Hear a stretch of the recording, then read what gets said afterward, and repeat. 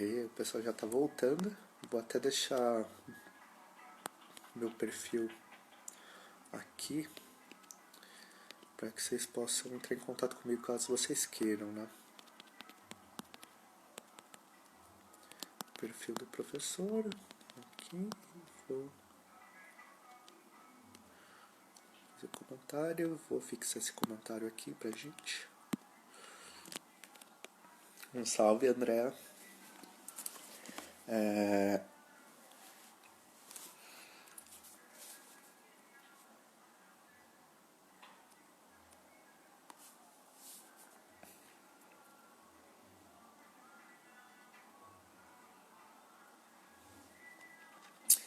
A gente falou inicialmente, né, desse triângulo amoroso até aqui, né?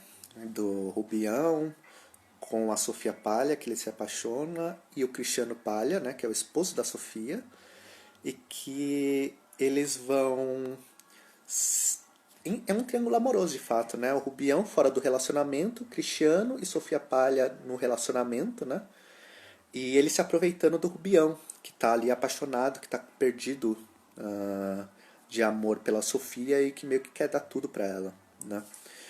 Porém, a gente tem que falar de um outro personagem que é bastante engraçado para terminar essa descrição sobre as personagens, né? De um personagem que chama Carlos Maria. Carlos Maria é um personagem que aparece mais ou menos próximo ao meio do romance, né, do Quincas Borba. E ele é um cara muito eloquente, né? É uma pessoa que fala muito bem, é um cara muito envolvido com política. Ele é um cara muito charmoso, né? Ele é um cara bastante charmoso até no nível de, tipo, o cara dá umas cantadas na Sofia, diretas assim, tipo, a Sofia de fato fica impressionada com como ele é um cara elegante e charmoso e envolvente, assim, né? Porque é um cara que fala muito bem, se veste muito bem e tudo mais. A Sofia, ela não vai ficar com esse cara, mas, tipo, ela é notável que há um interesse da Sofia pelo Carlos Maria. E é notável também que o Rubião percebe que Carlos Maria, né, é um cara que tem algo que ele não tem, né, que tem um certo traquejo social que o Rubião não consegue ter porque ele era um cara pobre, porque era um cara que tinha um cara humilde, no fim das contas, né? Rubião vai tendo bastante inveja do Carlos Maria ao longo disso, né? E tendo inveja da dessa relação do Carlos Maria com a Sofia, que é uma relação meio que de flerte meio que indireto e de alguma coisa que está acontecendo por aí. Ele fica bastante ciumento e isso vai ajudando também, né, na degeneração dele em termos psíquicos, né? Ele vai ficando cada vez mais machucado e neurótico e pensando mil coisas, começa a criar várias teorias da conspiração sobre quem está querendo ferrar com ele e tudo mais. Ou seja, né, ele entra naquela brisa de um cara que está apaixonado e que de alguma maneira ele não consegue. Ele já perdeu o caso amoroso, mas que ele fica pensando que ele está perdendo aquele caso amoroso não por causa que aquilo simplesmente não teve química, porque aquilo simplesmente não aconteceu, mas porque uma outra pessoa de fora chegou e tomou aquela mulher de mim, né? Então é interessante notar essas relações no romance do Quincas Borba que são muito paternalistas, né? E muito descritas, muito afins, né?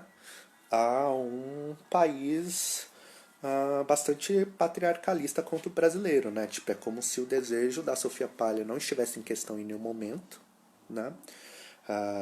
Ela fosse só uma mulher desejada por outros homens.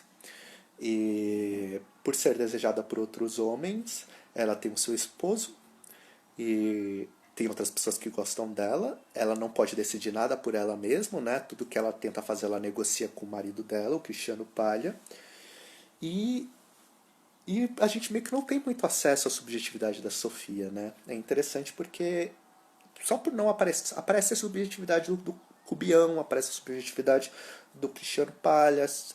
De todas as personagens masculinas, você entende um pouco o que move os sentimentos daquelas pessoas, o que tem envolvido ali no interesse daquelas pessoas, né?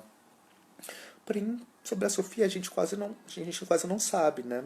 Essa escolha por não saber muita coisa sobre a Sofia é o que descreve bastante sobre o contexto político e social da escrita do romance, né? Bem, agora, para falar um pouco sobre Quincas Borba, deixa eu beber um pouquinho de água aqui.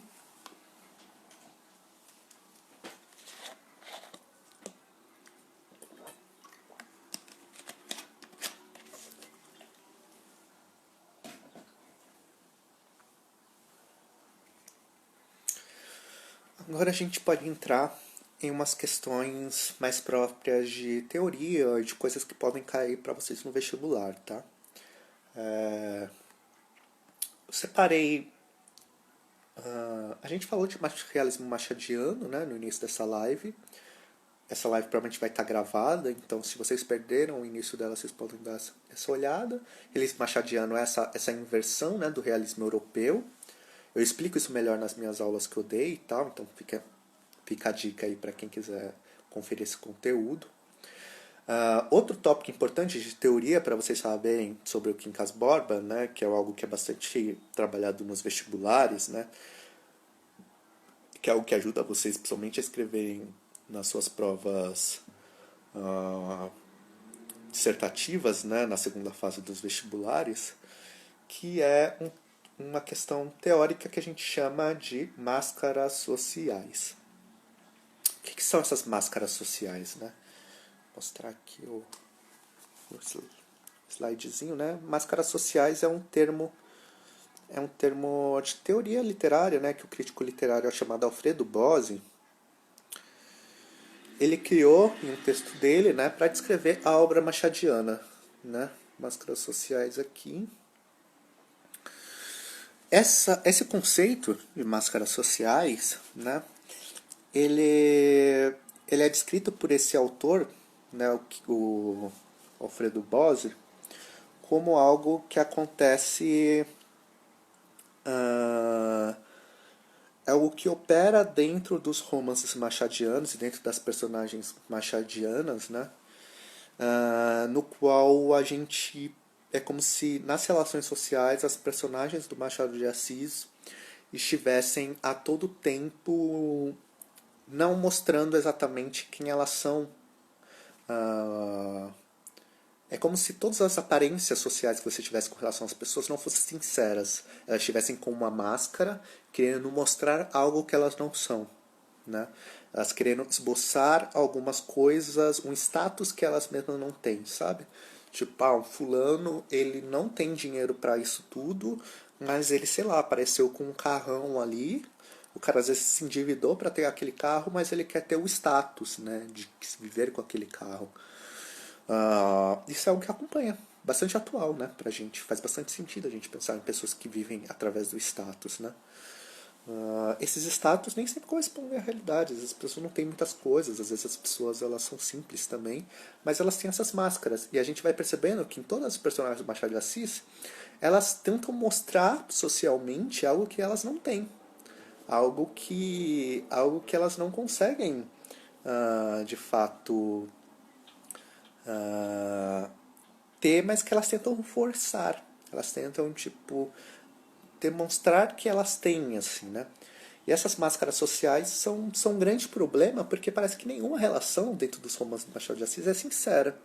Nenhuma relação dentro dos romances do Machado de Assis, de fato, é guiada por uma amizade, de fato, né?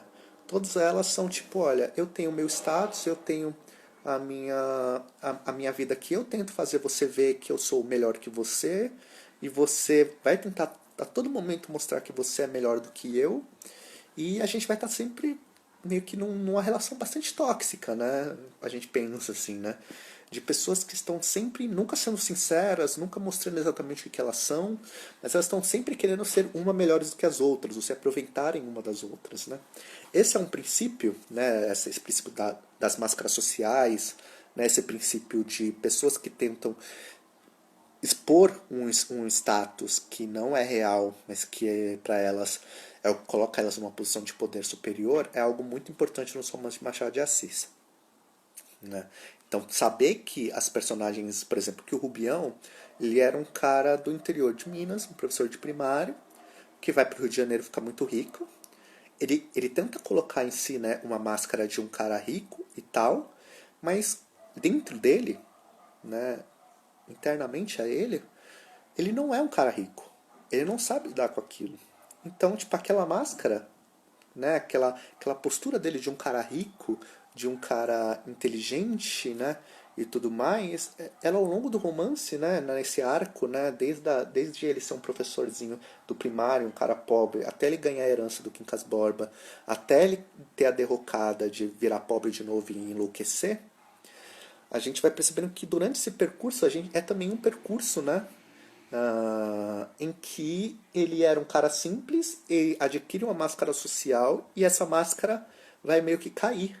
E quando o cara ele perde essa máscara social, ele perde também a sua subjetividade, porque ele entregou tanto a sua subjetividade para esse status que ele ganhou meio que do dia para noite, que quando ele perde dinheiro, quando ele passa a ser pobre de novo, ele perde a cabeça, ele esquece quem ele era, ele esquece o que era de fato essencial para a vida dele, né? Tá tudo bem por aqui? Vocês estão entendendo? Alguma dúvida? Algum questionamento? Essas questões da máscara social deu para entender? Por enquanto a gente falou principalmente, né, das personagens, do contexto do romance, falamos de como é o realismo machadiano, né? Falamos agora dessas máscaras sociais. Obrigado, Tani, por estar avisando aí para vocês. Um outro tópico de teoria também, né? Depois a gente vai aprofundar um pouquinho mais essa coisa do realismo machadiano, né? Porque deu uma explicação um pouco geral. E aí eu tô vendo aqui que é interessante a gente focar um pouco mais no realismo machadiano, porque eu acho que esse é o tópico principal para vocês nos vestibulares, né? Bem, outro tópico importante, esse é um pouco mais difícil da gente demonstrar aqui sem recursos visuais, eu consegui mostrar para vocês trechos dos livros aqui para mostrar, porque é um tópico quase que gramatical. Mas é interessante vocês saberem, porque também tem uma forma simples de eu conseguir falar para vocês como é que isso opera, mas só para vocês saberem que é um recurso técnico, né? Um recurso técnico que o Machado de Assis faz uso da sua escrita literária para conseguir absorver os sentimentos e as falas das personagens na sua narração. O que eu quero dizer com isso, né? O realismo, ele é, como a gente já viu, né, uma postura bastante objetiva com relação às coisas que vão sendo narradas, né? Ele é um gênero literário, uma escola literária bastante baseada em retratar coisas do cotidiano, relações sociais e como essas relações sociais se dão através de certas lógicas, né? Como, por exemplo, lógicas de interesse, lógicas principalmente de interesse no Brasil, né? De favor e tudo mais. Porém, há certos momentos no Quincas Borba e nos romances do Machado de Assis que ele faz um uso de um recurso técnico, né, de escrita, né, que faz com que a voz do narrador se embaralhe com os sentimentos e a fala dos personagens. Isso talvez gere um pouco de complicação, certo, para alguns dos nossos alunos aqui, porque eu tenho que fazer uma distinção para vocês aqui, né, do narrador e da personagem, né. Falando de maneira simples, né, o narrador é aquele que conta a história, né. Aquele que conta a história é aquele que narra a história. E no contexto do nosso Quincas Borba, né, quem narra a história é um narrador, né, distanciado, é um narrador que é uma terceira pessoa que está narrando, né. Quer dizer, né, no contexto do Quincas Borba, quem está narrando esse romance é meio que um narrador onisciente, né? É um cara que está por fora, não é exatamente o Rubião que está narrando o romance, mas é uma pessoa que está observando as ações do Rubião enquanto, né, a trama está se passando. E esse narrador, por ser distanciado, né, esse narrador não é o Rubião, quando ele está falando do Rubião, aqui, né, ele às vezes ele meio que se acopla no Rubião. Né, ele vira meio que uma coisa só. E a gente não sabe detectar muito bem quem é que está falando. É o Rubião ou é o narrador? Né? Esse narrador que a gente não sabe exatamente o nome, mas que ele está ali contando pra gente as coisas. Né? Quando isso acontece, né, quando a gente fica em dúvida, essa é a grande questão, né? Quando eu posso explicar isso em termos gramaticais, mas aqui, né, para a gente conseguir falar de maneira um pouco simples, é o que eu costumo falar para os meus alunos, é de que há momentos, né, em que essa confusão entre narrador e personagem se dá. Quando acontece isso, acontece algo que a gente chama, né, de discurso indireto livre. É quando a pessoa que está narrando, o narrador, que de alguma maneira é um teoricamente distanciado, ele está ali observando as coisas objetivamente, ele meio que se acopla na personagem que tem sentimentos, que tem um certo viés da realidade bastante sentimental, e ele narra como se estivesse narrando, né, os sentimentos dessa pessoa, né? E isso é o discurso direto livre, quando essas duas vozes, a do narrador e a da personagem, se confundem. E você entra meio que num momento no qual você pensa, será quem é que tá. Tipo, é o narrador que tá falando desses sentimentos ou é a personagem?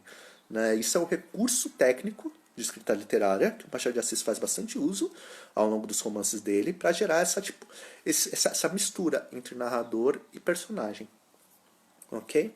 Isso também está aqui nos meus slides aqui. Eu posso estar enviando para os alunos depois, né? Só me adicionar no perfil que eu mando os links do material para vocês, ok? Que eu estou usando aqui para dar essa aula para vocês. Voltando à questão do realismo machadiano, para a gente conseguir aprofundar um pouquinho mais disso, a questão, dentro do realismo machadiano, a gente tem a questão do humanitismo, né? A questão do humanitismo, ele é uma teoria filosófica bastante estranha, bastante complicada, que acontece no, no romance do Quincas Borba.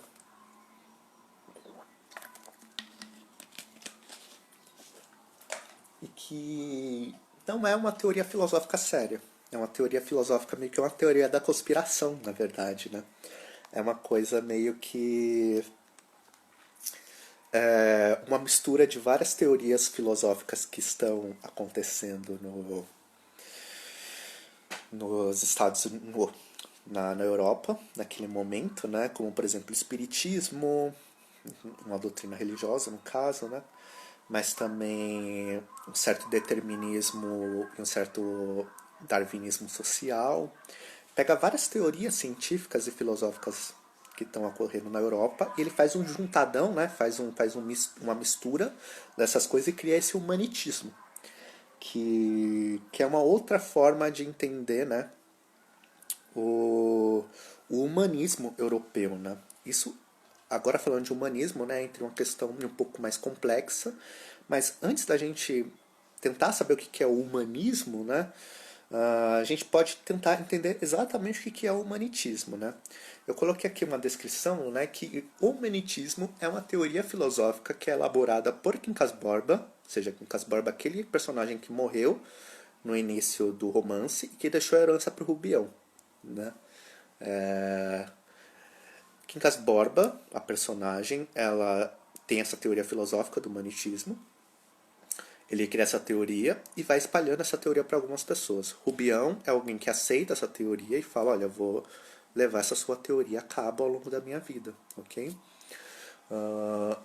E quando o Quincas Borba morre, né, o Quincas Borba deixa a herança para o Rubião e o Rubião vai continuar seguindo os princípios do humanitismo. Né? O humanitismo é uma teoria filosófica parodiada, digamos assim, que surge já no Memórias Póstumas de Brás Cubas. Né?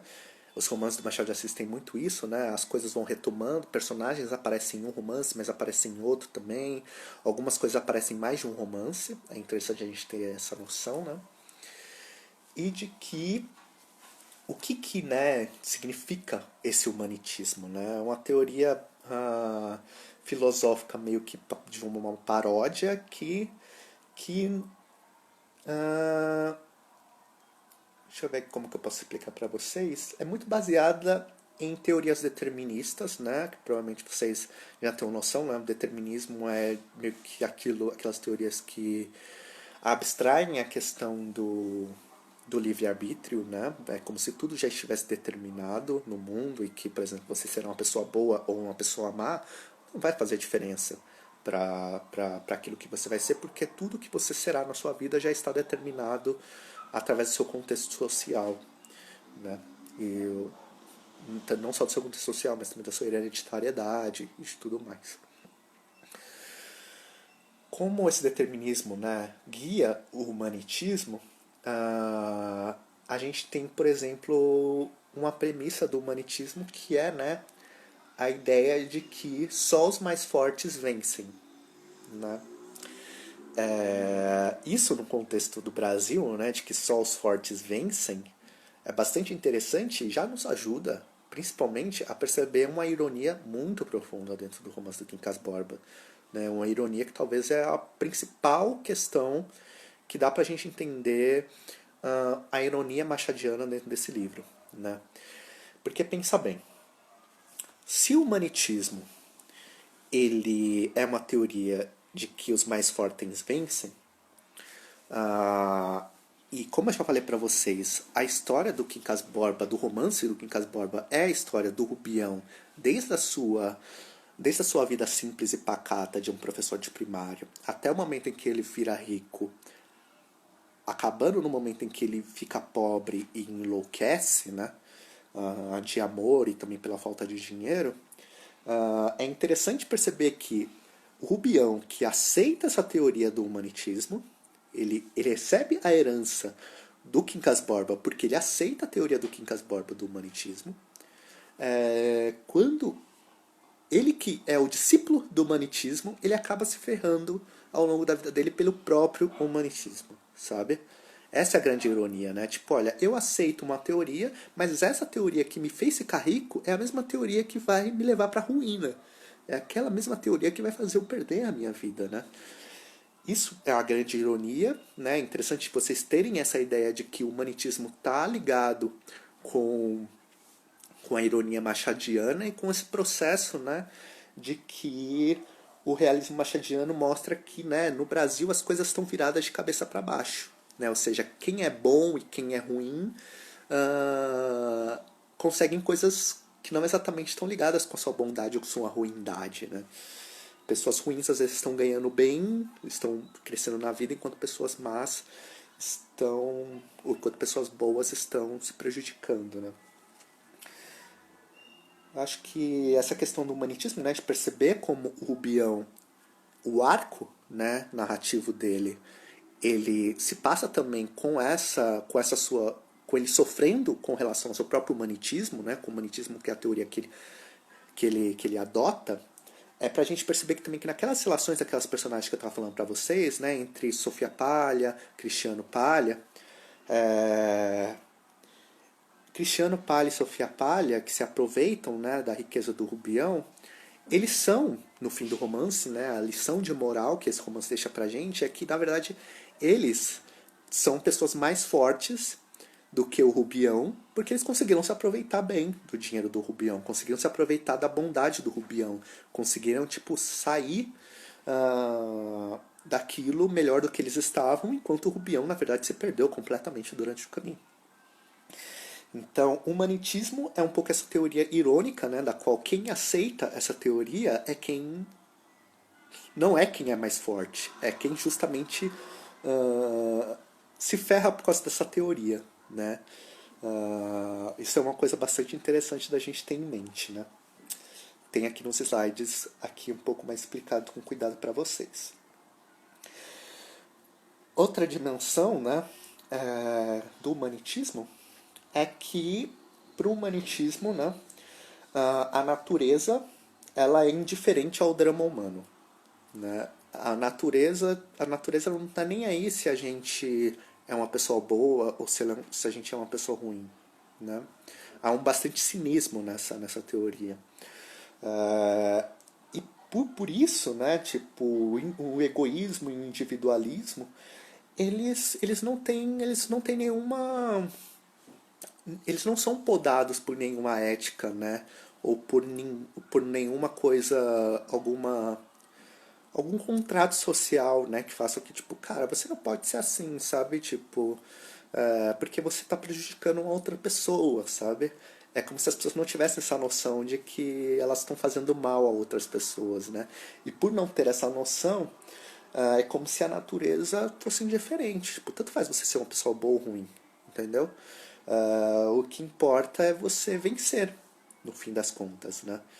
E isso tem tudo a ver com o egoísmo, com o individualismo e, portanto, né, com certa mentalidade liberal, uma certa mentalidade capitalista que elogia essas características. Né? As pessoas que, de alguma maneira, conseguem se dar bem nesse sistema econômico, em geral, né, as pessoas que várias pessoas também se perdem no meio do caminho, como o Rubião, né, que se perdem e perdem a cabeça e não tem estrutura psicológica para lidar, mas algumas conseguem vencer justamente por causa desse cinismo, por causa desse egoísmo e tudo mais. Né? Ah, pela natureza ser indiferente ao drama humano, né, pelas questões humanas, ou seja, a derrocada do Rubião não gera comoção alguma. Os próprios amigos do Rubião vão percebendo que ele vai enlouquecendo, que ele tá louco pela Sofia Palha, e a Sofia Palha meio que tipo também ela não corta a relação, sabe? Vê que o cara tá meio que tipo completamente ligadão nela, mas como ela depende também do dinheiro dele e das coisas dele, ela meio que não corta a relação. O marido também estimula ela a manter essa relação, né? Por causa do interesse. E isso ajuda muito na derrocada do Rubião, né? Nesse processo, desse arco narrativo que a gente vai acompanhando com ele.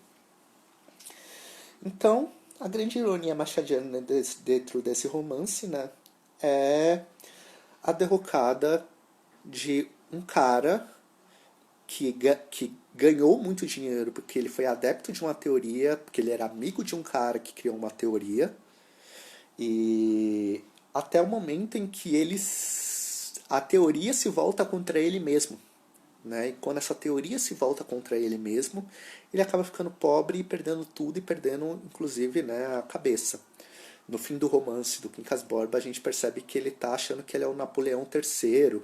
Ele começa a entrar numas brisas de que ele é outras pessoas. Ele de fato perde a cabeça. Né? É um processo bastante complicado de derrocada psicológica mesmo. Né?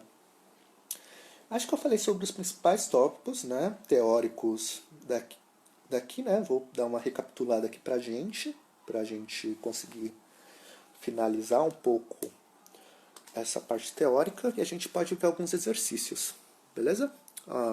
Repassar aqui para vocês, né? A gente falou do contexto social no qual o romance se deu, né? Falei que ele é escrito em 1891, no entanto, né? O romance se passa no período histórico do fim do Segundo Império, né, em 1867, ou seja, é um romance de época de alguns anos anteriores. Né? A gente falou dos personagens principais, eu ressaltei aqui para vocês as principais personagens do romance, que é o Rubião, protagonista, Cristiano Palha, que é um capitalista que é um amigo do Rubião, Sofia Palha, que é a esposa do Cristiano, e o Carlos Maria, que é um cara que aparece mais ou menos ao meio do romance e que é meio que alguém que causa inveja, causa ciúmes no Rubião por meio que ele ser um cara muito bem articulado, ele ser de fato uma pessoa meio que burguesa, né? Ele é um cara que tem trejeito, é um cara que seduz até a Sofia Palha, né? Eles acabam não tendo nada, mas a Sofia Palha fica bem de olho nele, assim, porque acha o cara charmoso. Então, essas quatro personagens são, acho que, as principais do romance, né? Em termos de ação, né? Falei um pouco também para vocês da questão das máscaras sociais, né? Aqui. Também falei para vocês sobre o discurso indireto livre, né? Rapidinho, de como ele é um entrelaçamento entre a visão do narrador com a visão da personagem, é quando essas duas coisas se misturam, né? É como se a narrador, que em tese deveria ser objetivo, ele se envolve nos sentimentos do personagem, né? É como se o cara que estivesse narrando a história, ele estivesse narrando a história usando os sentimentos que a personagem está sentindo, né? E essa confusão faz a gente pensar, quem é que está falando aqui? É o narrador ou é a personagem, né? Essa é dentro desse entrelaçamento que se dá o discurso indireto livre, né? E a gente falou do romance do realismo machadiano, né? Que é esse realismo virado de cabeça para baixo, é quase uma paródia do realismo europeu, né? No qual, por exemplo, um narrador, como no Memórias Próximas de Brás Cubas, pode ser o narrador do romance, não é o narrador vivo que está observando as coisas objetivamente, né? Mas é um narrador que está morto, como por exemplo no Memórias Próximas de Brás Cubas, né? Ou como no caso do Quincas Borbas, é um narrador que a gente nem exatamente escuta falar, é um cara meio que é uma essência que está pairando por fora, e que está guiando as coisas do romance, né? A gente não sabe exatamente quem é o narrador do Quincas Borba, né? Bem, deixa eu ver aqui. Esses são os grandes tópicos, né? O humanitismo, né? Que é essa teoria bastante ligada a um determinismo, a um individualismo e ao egoísmo, na qual, né, o mundo é visto como um campo de batalha, e esse campo de batalha, ele, quem vence nele é os mais fortes, né? É os mais fortes até nesse nível de cinismo mesmo, né? Das pessoas que, tipo, olha, eu sou o mais forte porque eu sou o pior, né? Eu sou, não exatamente porque eu sou o melhor, eu sou mais forte porque eu sou a pessoa mais, mais, mais abusiva dentro desse sistema, né? Bom, esses são os termos-chave principais que a gente viu. Agora eu acho que eu posso abrir uma questão, uma ou duas questões para a gente conversar um pouco. E enquanto isso, vocês podem fazer alguma questão também, porque de conteúdo era basicamente isso, tá? Ah, vocês podem me dizer se está tudo bem, se... Enfim, até eu abrir aqui as perguntas que eu separei para vocês, vocês vão ter uns minutinhos de calma aqui.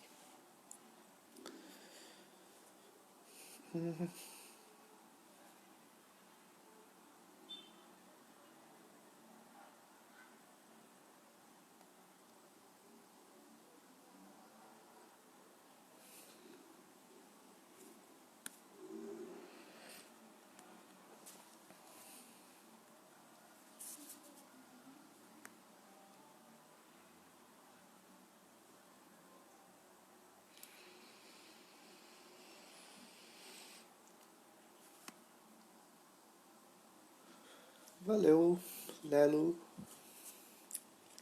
Estou procurando aqui o meu arquivo com as perguntas. Vou tentar responder duas perguntas da FUVEST ou da Unicamp para vocês.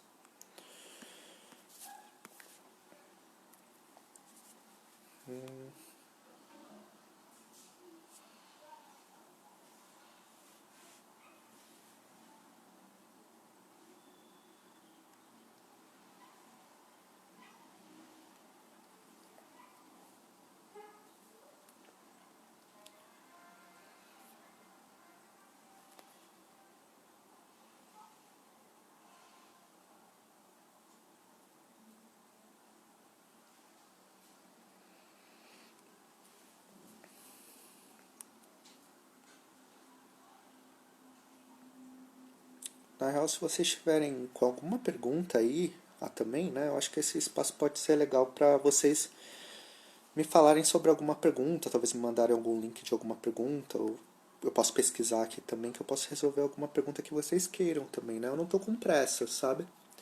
Então, esse momento é meio pra gente mesmo, pra gente conseguir dar uma boa introdução a esse livro. A gente já tá aqui há 1h30, mas pra mim tudo bem ficar tipo 2 horas aqui, desde que vocês precisem. Ah,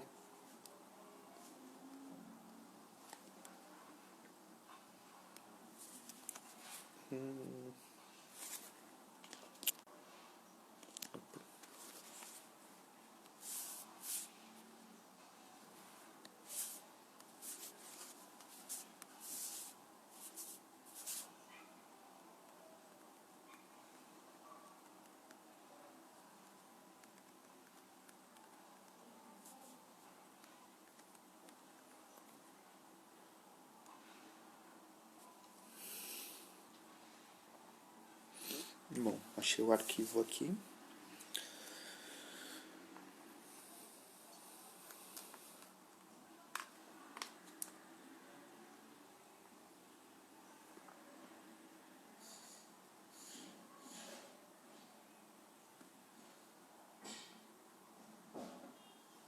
Ah, beleza, eu posso falar, Tani, sobre algumas obras do realismo.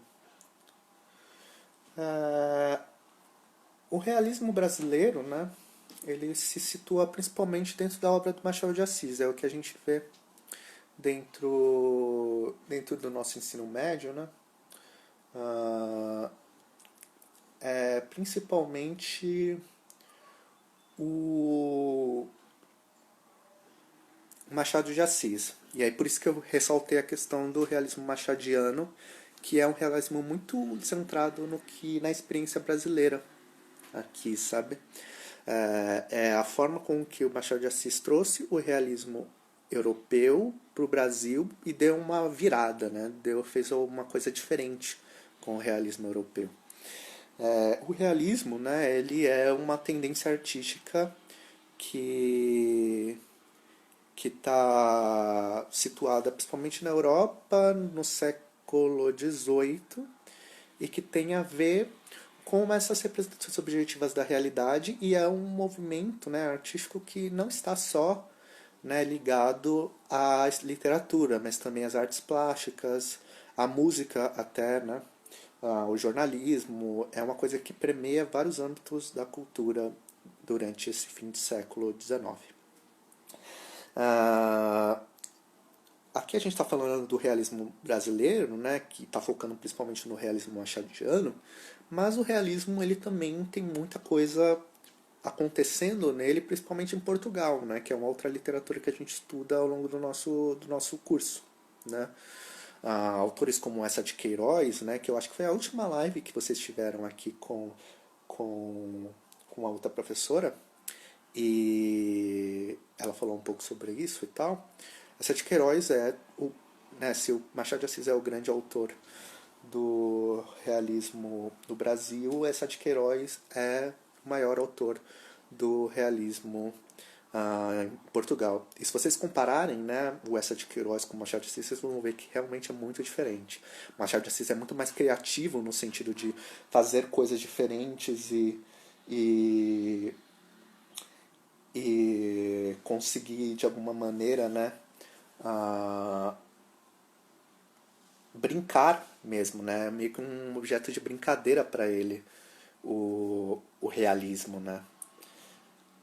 Outras obras do realismo português, que talvez estou falando do realismo português porque elas são obras mais quadradinhas, mais próximas daquilo que a gente está falando do realismo europeu, né? De um realismo mais certinho, mais objetivistas, né? A gente tem os trabalhos do Eça de Queiroz, como O Crime do Padre Amaro. A gente tem, por exemplo, aqui no Brasil também, Cidade às Serras. Calma aí, deixa eu ver. O principal autor é o Eça de Queiroz, né? Deixa eu dar uma olhada aqui quais são as principais obras dele, porque às vezes eu confundo Essa de Queiroz com outro autor. E às vezes eu confundo as obras dele. O Crime do Padre Amaro, né? Do Essa de Queiroz. Tem o Primo Basílio, A Cidade e as Serras. Então estava falando certo. São obras do Essa de Queiroz, que é um autor também, né? Português, do fim do século XIX, né? E que ele está retratando bastante essa vida burguesa portuguesa, né? E de como as relações sociais ela, elas são bem complicadas nesse país, né? Portugal. O realismo brasileiro, que a gente chama, né? O realismo machadiano já é quase uma paródia desse realismo português, né? Isso que é uma coisa interessante. Eu sempre tento frisar isso para vocês saberem que o realismo que o Machado faz é um realismo meio que virado de cabeça para baixo, né? É um realismo, uma paródia do realismo europeu. E para vocês terem acesso ao realismo europeu, a obra do Eça de Queiroz, né, dar uma olhada no que era o trabalho do Eça de Queiroz, pode ser bastante interessante para vocês entenderem ah, as diferenças, né? Como que o Essa de Queiroz está trabalhando com um romance mais quadradinho, bem tipo. Não tem essas confusões, como por exemplo o Discurso Indireto Livre, no qual você confunde o narrador com a personagem, no qual o narrador da personagem é um narrador morto, né? Essas coisas não acontecem nos romances do Essa de Queiroz, que são bem objetivos, né? Porém, nos romances do Machado de Assis, essas coisas já acontecem porque é quase meio que. Entra quase um negócio meio que de um realismo mágico, de alguma maneira, né? Isso é bastante interessante. Alguma outra pergunta aqui? Enquanto.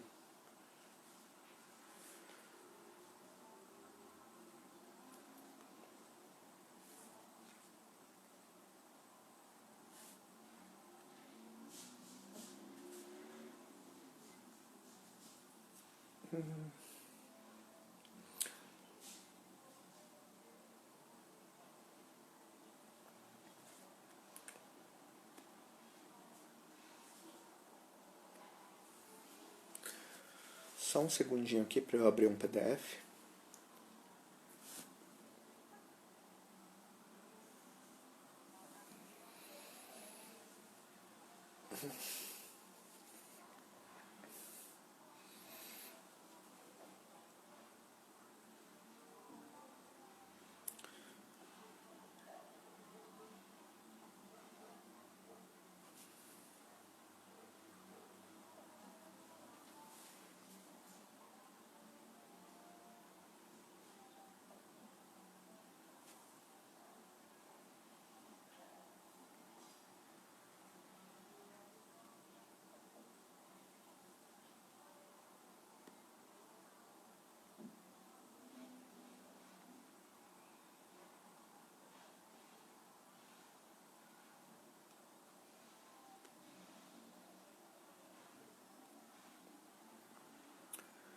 Ai, ai, viu?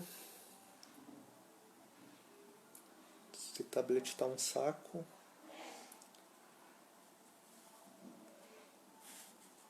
Só quero achar as perguntas que eu separei, meu Deus do céu.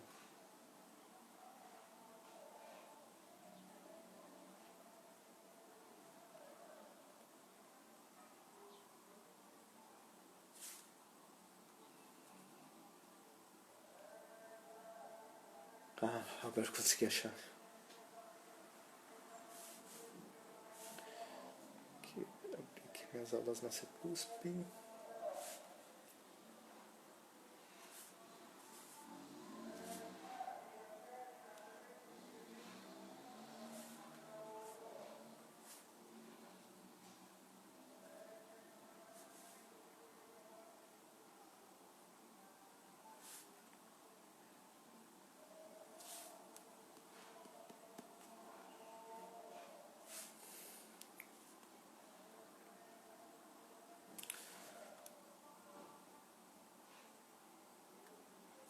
Só tem uma pessoa aqui, gente. Ah, Tânia, por favor, não me deixe só. Que eu vou responder essas perguntas pra você, entendeu? E vai valer a pena.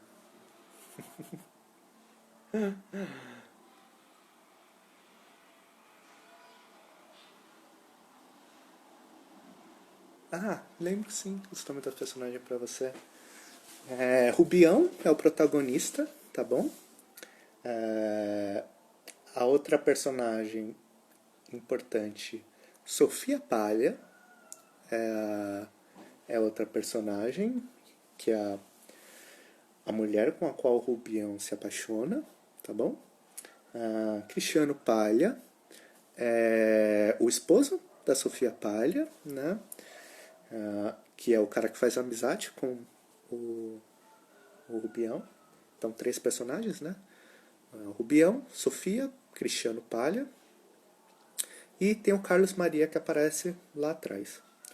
O romance se chama Quincas Borba, para vocês terem noção, né? Mas o Quincas Borba ele é um personagem que morre bem no início do romance. Né? No romance é porque se chama Quincas Borba porque ele se situa dentro, ele acontece, né, junto ao o romance só acontece por causa da herança que o Quincas Borba deixa, né? Então é muito essa relação com quem fica com a herança, com quem ficou com a herança, o que ele faz com a herança, né? Então as personagens principais acabam sendo essas quatro, assim, né? Talvez cinco se você considerar o Quincas Borba, que morre bem no início. Vou ver aqui. Então, Rubião, Sofia Palha, Cristiano Palha e Carlos Maria. Ok? Deixa eu ver aqui essa outra pergunta. Prof, dá para dizer que o teor crítico é o mesmo de Memórias Póstumas de Brás Cuba ou existe uma grande mudança? Não existe uma grande mudança, amigo. O teor crítico é bem similar, né? Na verdade, Memórias Póstumas de Brás Cubas, ele é até um pouco mais potente, assim, mas as mesmas questões elas continuam, né? Na verdade, são romances que são feitos bastante próximos, né? Um ocorre, eu acho que o Quincas Borba ocorre 2 anos depois de Memórias Póstumas de Brás Cubas e eles têm bastante coisa a ver com entre eles, né? Então não há muita mudança. Então até vocês que já estudaram ao longo da vida de vocês no Memórias Póstumas de Brás Cubas, é um conhecimento legal de vocês ainda continuarem tendo, porque isso ajuda bastante a vocês lerem o Quincas Borba, ok? Achei aqui as questões finalmente, tá bom? Vou falar de duas questões para vocês, né? São duas questões bem longas, porque é uma coisa também, as questões sobre Quincas Borba em geral, sobre Machado de Assis, né? Mais do que Quincas Borba, elas são bastante longas, né? Porque sempre tem trechos de livro e tudo mais. Mas olha, antes de ler todas as perguntas, que vocês podem ver que são perguntas bastante grandes, né? E como a gente não tem o recurso de eu conseguir exibir para vocês aqui, para não ficar muito maçante, eu vou focar no que as perguntas, nessas perguntas que eu selecionei, né? Uma da FUVEST e uma outra da Unifesp, que elas estão trabalhando com os tópicos, né? Elas estão pedindo para a gente uma compreensão desses tópicos que eu expliquei para vocês aqui na aula, né? Nessa pergunta da FUVEST de 2007, né, aparece aqui, é uma pergunta sobre o discurso indireto livre. E essa pergunta sobre o discurso indireto livre tem um trecho, né, de um texto do Machado, aqui, bastante grande, e o enunciado da pergunta vale a pena a gente ler, né? No discurso indireto livre, há uma mistura das falas do narrador e da personagem, de tal modo que se torna difícil precisar os limites de uma fala e de outra, né? Da fala de um e a fala de outro. Esse tipo de discurso ocorre em... Aí tem alguns exemplos aqui tem as alternativas, e a gente, dentro dessas alternativas, tem que achar onde ocorre o discurso direto livre.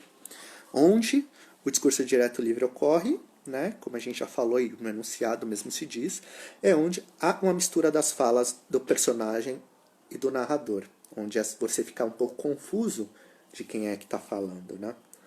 Bem, vou ler as alternativas para vocês aqui, ok? Alternativa A. No fim de 3 semanas eram eles, moralmente falando, as suas tendas de repouso. Repito, no fim de 3 semanas eram eles, moralmente falando, as suas tendas de repouso. Letra B. Voltava à tarde, jantava e recolhia-se ao quarto. Até a hora da ceia, ceava e ia dormir. Alternativa C. Deixe estar, pensou ele um dia. Fujo daqui e não volto mais. Alternativa D. Quem admira que começasse a amar? E não era ela bonita? Alternativa E. Nunca vira outros tão bonitos e tão frescos. Vou mostrar aqui para vocês as alternativas direitinho, né? Quando eu dou essa questão em aula, né? vai dar para vocês verem direitinho, né? Mas quando essa questão em aula, a grande confusão que os alunos... Eu sempre pergunto, né? Qual alternativa que vocês acham que está correta?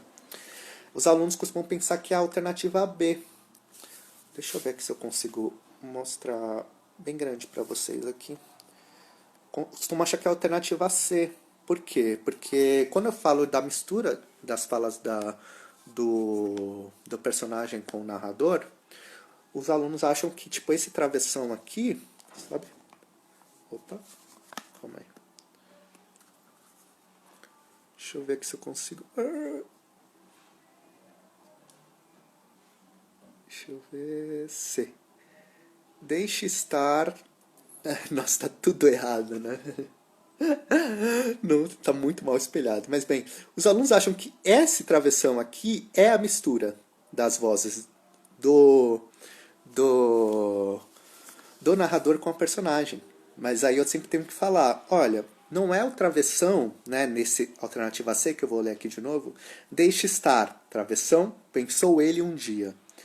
Fujo daqui e não volto mais. Não é isso que é o discurso indireto livre. Não é esse o discurso indireto livre porque tem um travessão. Né? Ou seja, deixe estar, é a voz da personagem. A personagem está falando, ó, deixe estar, fujo daqui e não volto mais. Porém, está muito bem dividido, né? Essa personagem que fala, deixe estar, fujo daqui e não volto mais, e o que está entre o travessão. O que está entre o travessão é a voz do narrador, né? A personagem estava falando e o narrador entra nesse travessão e fala, ó, pensou ele um dia. A fala do narrador tá bem circunscrita aqui. Não tem como a gente confundir exatamente, né, quem é que está falando. Porém, né, na alternativa B, essa confusão já acontece. Não tem travessão na alternativa D, né? A alternativa D, são duas perguntas que ocorrem, né? Vou ler aqui para vocês de novo. Quem admira que começasse a amar? E não era ela bonita? Isso daqui, né? Essa alternativa, somente se a gente conseguisse ler, né, todo o trecho aqui do enunciado da pergunta, a gente veria que, né, há uma confusão, né? Porque a grande questão que os alunos ficam com relação a essa questão aqui, que a gente resolve, é entre a alternativa C e a alternativa D. Mas eu sempre tenho que falar, olha, gente, na alternativa C não tem confusão, porque está bem separado. O que o narrador está falando está entre parênteses ou está entre o travessão, e o que a personagem está falando é o que está, né, entre aspas. Né? E as aspas também já sinalizam que é a fala de alguém, né? E a alternativa D, porém, vocês podem ver que não tem nem aspas, nem travessão, são só duas perguntas. E duas perguntas que deixam bastante confuso, né? Que admira que começasse a amar? Essa construção de frase já deixa a gente meio que sem saber quem é que está falando, sabe? A gente precisa... Essa confusão que eu queria falar para vocês, que é o discurso indireto livre. Eu posso explicar o discurso indireto livre mostrando para vocês uma complexidade gramatical muito grande, mas a forma mais gentil com vocês é falar que, olha, quando se pedirem para vocês entenderem um discurso indireto livre, vocês vão naquela questão, vão escolher aquela alternativa na qual vocês menos conseguem... na qual vocês menos conseguem detectar se é o narrador ou se é a personagem que está falando. Porque o discurso indireto é justamente essa confusão. Entendeu? Então, a alternativa correta seria essa D. Porque ela, né, tipo... eu realmente... É até difícil falar, porque a gente não consegue perceber bem quem é que está falando nesse trecho. Entende? Quem admira que começasse a amar? E não era ela bonita? A gente pensa, é o personagem? É o narrador que está falando? Tipo, e não era ela bonita? Quem está falando que a Sofia não era bonita, né? É a personagem ou o narrador, né? Ele é uma pessoa se questionando a si mesma?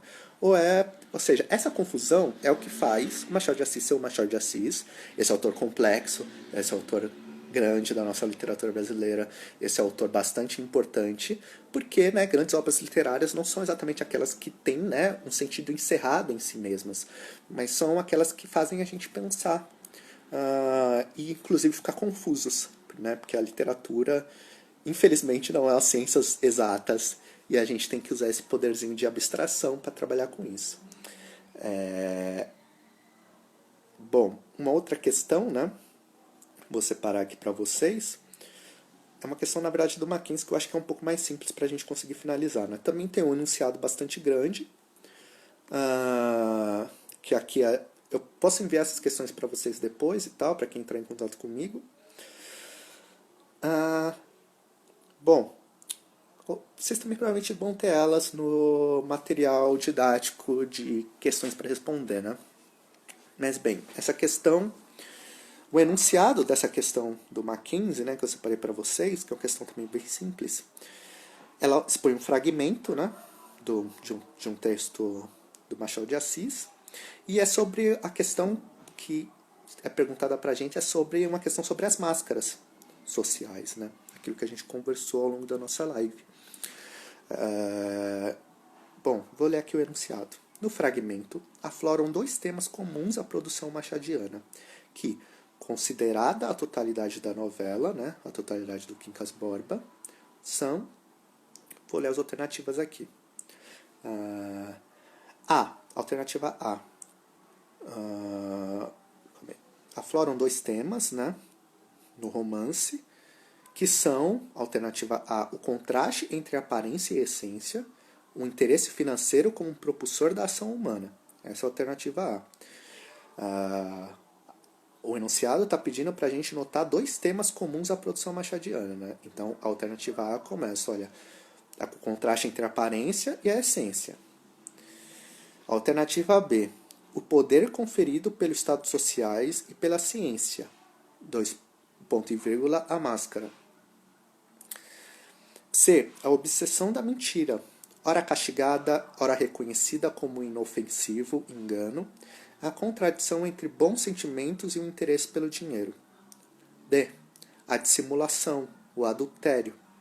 Essa questão a gente já pode descartar de cara, porque nenhuma questão aqui, não ocorre adultério, não ocorre traição durante o Quincas Borba. Então essa é uma questão que pelo que a gente já falou, já está descartada. Né? Alternativa E, a inconstância do espírito humano. O cientista oscila entre distintos critérios de avaliação da loucura, ponto e vírgula, a necessária disparidade dos destinos do par amoroso de nível social distinto. Essa também a gente pode descartar, alternativa D e a E, porque a questão da disparidade econômica entre as personagens não apareceu aqui durante a nossa fala, né? Não acontece adultério, então essa questão não... Essas duas alternativas não dizem respeito ao livro, né? A gente fica com a alternativa A, B e a C, que são bem parecidas, né? E podem gerar, às vezes, algum tipo de confusão por isso. Todas elas estão falando de contraste, de relação entre aparência e essência, né? A alternativa A fala do interesse, do contraste entre aparência e essência, o interesse do financeiro como propulsor da ação humana. A B, o poder conferido pelos status sociais e pela ciência, a máscara. E a C, obsessão da mentira, ora castigada, a contradição entre os bons sentimentos e o interesse pelo dinheiro. Bem, para essa questão aqui, a gente poderia dizer que a resposta é a B, porque a B é a mais direta. A B é a mais direta, porque fala exatamente das máscaras sociais. Olha, a live vai fechar daqui a 5 segundos, entendeu?